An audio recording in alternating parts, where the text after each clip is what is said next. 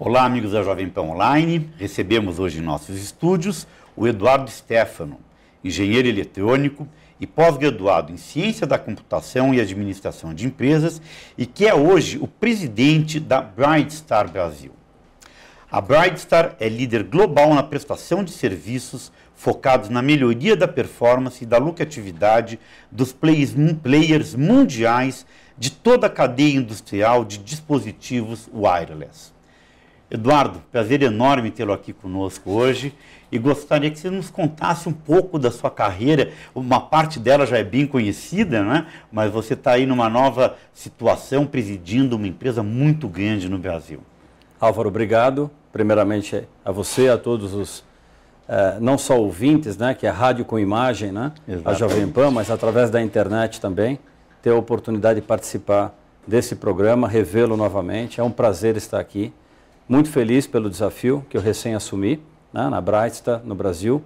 Um grupo muito grande, falarei dele um pouco mais na sequência, mas falando de carreira, que eu acho que é o grande ponto, talvez, desse início do bate-papo nosso, acho que é importante destacar esses quase 30 anos que venho trabalhando na indústria, sempre na indústria de telecomunicações, né, com convergência ou sem convergência entre telecomunicações e comunicações. Eu sempre trabalhei muito nesta indústria. Né? Desde que todas eram estatais. Desde que todas eram estatais, é verdade. Né? Quer dizer, eu comecei lá atrás, há quase 30 anos atrás, sempre em telecomunicações.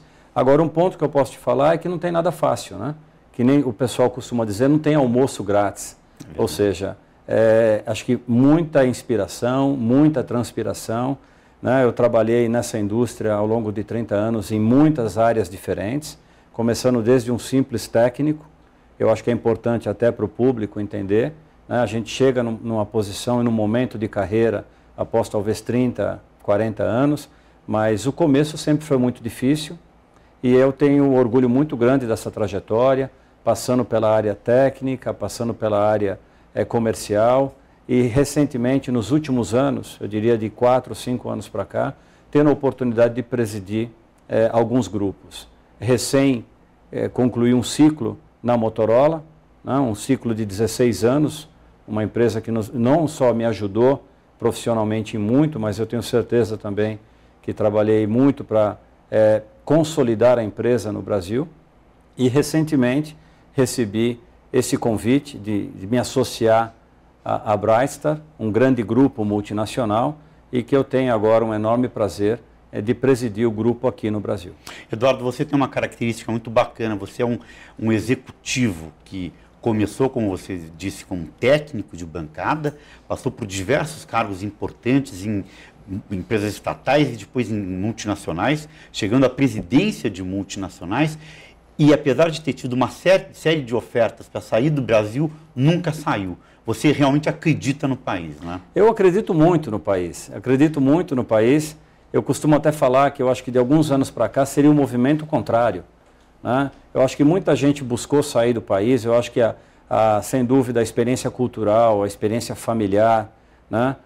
Ela é fantástica, ela é riquíssima, né? Em você ter essa oportunidade de viver em outros países. Mas quando você fala do ponto de vista de negócio, né, do ponto de vista realmente de complexidade de negócios, eu acho que o executivo do Brasil, ele é um executivo diferenciado.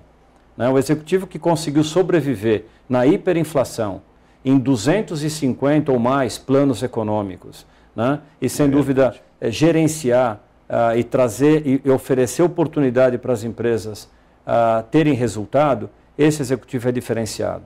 O movimento de sair do país, por muitos anos, ele se deu muito pela língua. Eu acho que muitos executivos, e eu no momento da minha vida também, sempre priorizei falar um segundo idioma, falar um terceiro idioma, e sem dúvida um outro país te propicia tudo isso.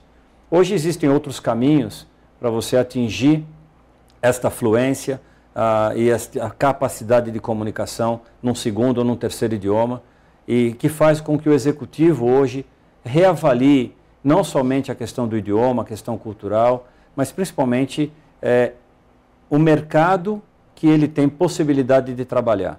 Né? Então, como eu falei, hoje eu acho que sair do Brasil para a Europa em geral, ou mesmo para a América, eu acho que é um caminho contrário, né? A gente vê dezenas, centenas de executivos, na própria corporação que eu represento, eu percebo que existem muitos executivos que hoje estão, por exemplo, nos Estados Unidos, que se tivessem uma oportunidade de estar no Brasil, adorariam.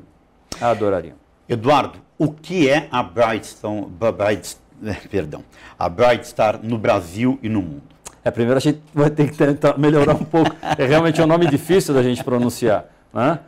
E você imagina quão difícil é quando alguém me pergunta meu e-mail, que eu tenho que falar o meu e-mail, aí eu falo a primeira parte, @Brightstar Corp, né? É muito complicado. Enfim, a Brightstar realmente é uma empresa que nasceu há praticamente 13, 14 anos atrás, através da visão e do empreendedorismo de um mega executivo, né, que identificou há muitos anos atrás uma série de falhas no processo de fabricação e de distribuição entre grandes fabricantes de telefonia celular, grandes operadoras e principalmente grandes redes varejistas. Quando você junta esses três elos de uma corrente, sem dúvida, todos têm o seu chamado core business, que é a sua área principal de atuação. Perfeito. E existem áreas periféricas, seja para um fabricante, ou seja,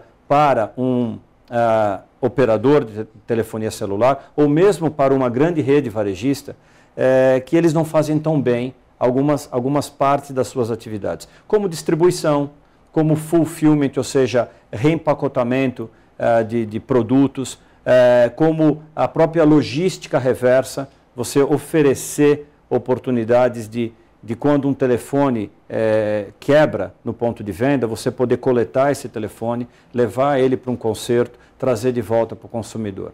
Sim, então, esses são detalhes importantíssimos, né? Porque podem gerar gargalos que afetam a operação principal da empresa. Lógico, né? Afeta a operação principal da empresa. Para as operadoras é uma perda de receita.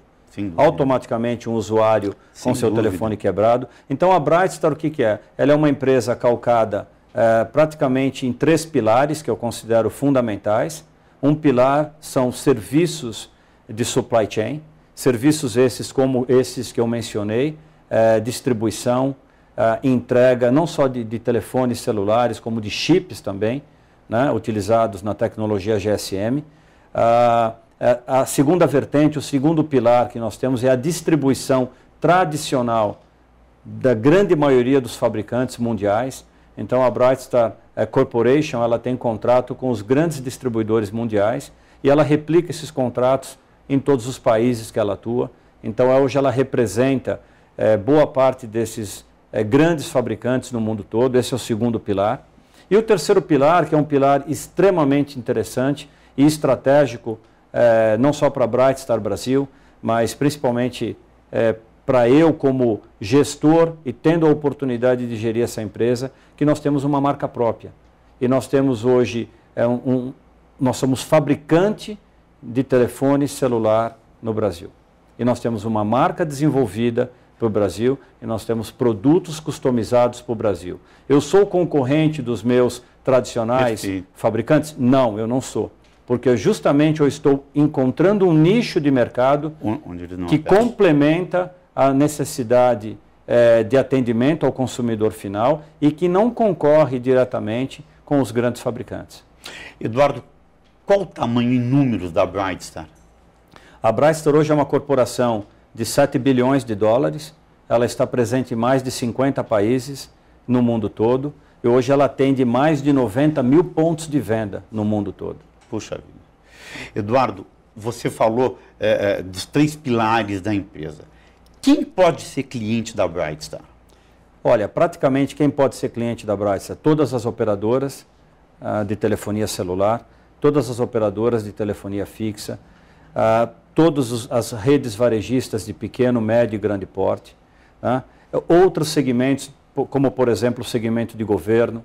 Ou seja, a Brightstar, como é uma empresa voltada a serviços, ela consegue se adaptar à necessidade específica de um cliente ou de um segmento. Então, essa também é uma das vertentes que me motivou muito a me juntar à Brightstar, porque a flexibilidade de poder desenvolver novos negócios é uma das veias da companhia.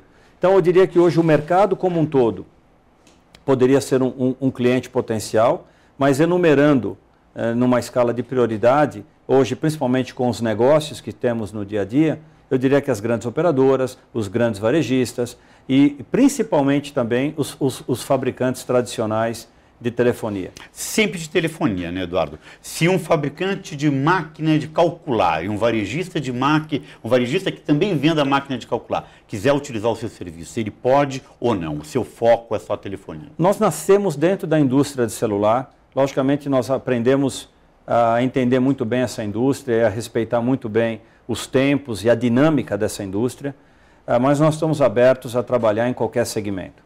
Eu acho que quando você se propõe a agregar valor do ponto de vista de serviço, seja logística ou seja qualquer outro serviço de supply chain, nós temos que estar aberto a qualquer desafio. Por isso que eu volto a frisar, a questão de novos negócios é fundamental, porque o novo negócio é a quebra do paradigma. O novo negócio é aquele é novo, né? O nome já diz. Então você tem que olhar o modelo proposto, encontrar caminhos para tentar atingir o objetivo daquele potencial cliente.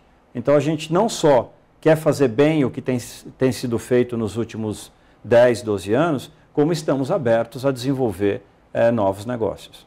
Perfeito. Eduardo, vamos encerrar esse bloco. Voltamos em seguida para o Eduardo nos contar como é o dia a dia dele na Brightstar. Internautas, até já.